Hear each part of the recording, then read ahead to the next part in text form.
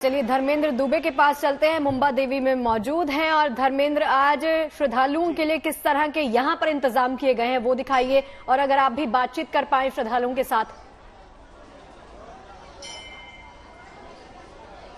बिल्कुल, मैं थोड़ा सा परिसर अपने साथ में घुमाता हूं और देखिए किस तरीके से मुंबा देवी का इस समय परिसर है। और साफ तौर से बहुत ज्यादा गर्मी भी है इस समय मुंबई में। ऐसे में भी लोग मंदिर परिसरों में पहुंच रहे हैं क्योंकि देवी का दर्शन करना सबके लिए बहुत ज्यादा जरूरी है। नवरात्रि है, ये देखिए इंतजामात यहाँ मंदिर की तरफ से और कुछ प्राइवेट संस्थाएं हैं उनकी तरफ से भी किया गया है।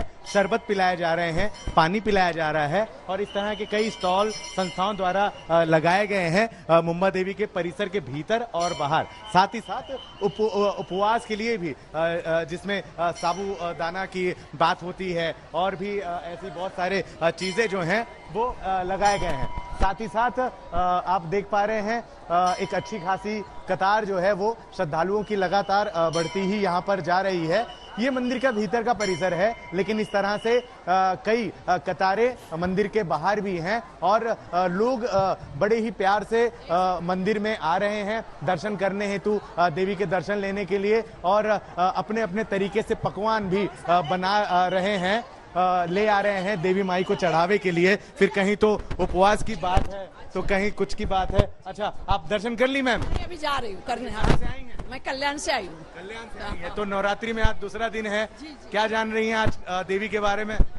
आज ये है अपना देवी जी हैं, दूसरे है ना ब्रह्मचारी ने, क्या वही अपने जा रहे हैं पूजा करने। माता दी का व्रत रहता है तो आज आए। 9 दिन का व्रत है, तो कुछ बना कर लाया कि नहीं देवी जी के लिए आज? फ्रूट और ये मिठाई चढ़ा देते हैं। ठीक है, चलिए। ये देखिए और भी तमाम लोग हैं। थोड़ा सा मैम, कहाँ से आई हैं आप? हम लोग सांताक्रूज से आए। आज दूसरा दिन है देवी का, तैयारी हो गई है पूरी? हाँ, तैयारी हो गई। सब उपवास रखा है क्या आपने भी? पहले ये तो बताइए कि उपवास रखा है कि नहीं आपने? अरे अंकल कहाँ, तो कुछ बनाया है पकवान? अभी नहीं, पकवान अभी नहीं कुछ खाया है। अच्छा, मार्केट भी अच्छे खासे सजे हुए हैं। देखिए देवी जी को चढ़ाने के लिए जो चुनरियां होती हैं, जी चलिए, बहुत ही सुंदर और भव्य तरीके से सजावट की गई है। माता रानी का दिन है तो जाहिर सी बात है कि माता को प्रसन्न करने की भव्य कोशिश की गई है। धर्मेंद्र, लौटते हैं आपके पास।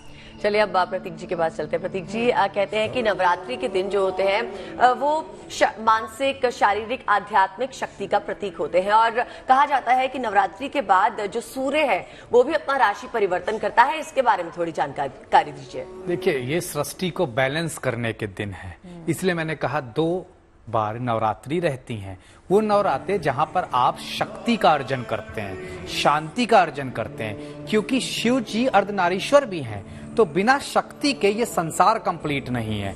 इसीलिए नवरात्र का अपना महत्व है। और ये जीवन में आपको ये जो पीरियड है, क्योंकि ये एक संक्रमण काल का पीरियड होता है, सितंबर अक्टूबर महीने, इसका नवंबर से चीजें बैलेंस आउट होती हैं, तो निश्चित तौर पर ये एक अच्छा शुभ समय माना जाता है।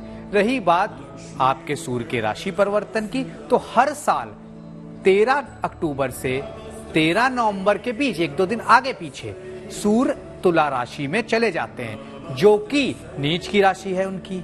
लेकिन आप देखिए, बड़े बड़े सेलिब्रिटीज, चाहे शाहरुख खान हो चाहे कोई और हो, सब इसी सूर्य को लेके पैदा होके अपना नाम शोहरत पाया है। क्यों? क्योंकि शुक्र की राशि होती है तुला, जिसका प्रतीक माँ दुर्गा है। तो जो आपने प्रश्न किया, और वो कला का प्रतीक भी है शुक्र, फिल्मों के भी प्रतीक हैं, तो खास तौर से इस लाइन में लोगों को बहुत लाभ देते हैं। तो हर साल 13 अक्टूबर से 13 नवंबर सूर्य का राशि परिवर्तन अपनी नीच की राशि में रहता है, और इसी के इन अराउंड कहीं ना कहीं आसपास नवरात्रि होती है। खास तौर से इसलिए मैं कहता हूं यही समय है जब आप नवग्रह को प्रसन्न कर सकते हैं, क्योंकि अगर शक्ति की उपासक हैं आप, तो शिव भगवान ऐसे ही प्रसन्न हो गए, और कहते हैं ब्रह्मा जी और विष्णु जी हमेशा शक्ति को पूजा करते रहते हैं। तो अब इसके अलावा बचा क्या इस ब्रह्मांड में? जब ब्रह्मा, विष्णु, महेश और शक्ति आपके साथ आ गए, तो कहीं ना कहीं संपूर्ण संसार आपने साध लिया। और इस सृष्टि को बैलेंस करने का काम भी शक्ति का है, जैसे घर को बैलेंस करने का काम लेडीज का है, एक महिला का है। तो इसलिए ये पूजा बड़ी महत्वपूर्ण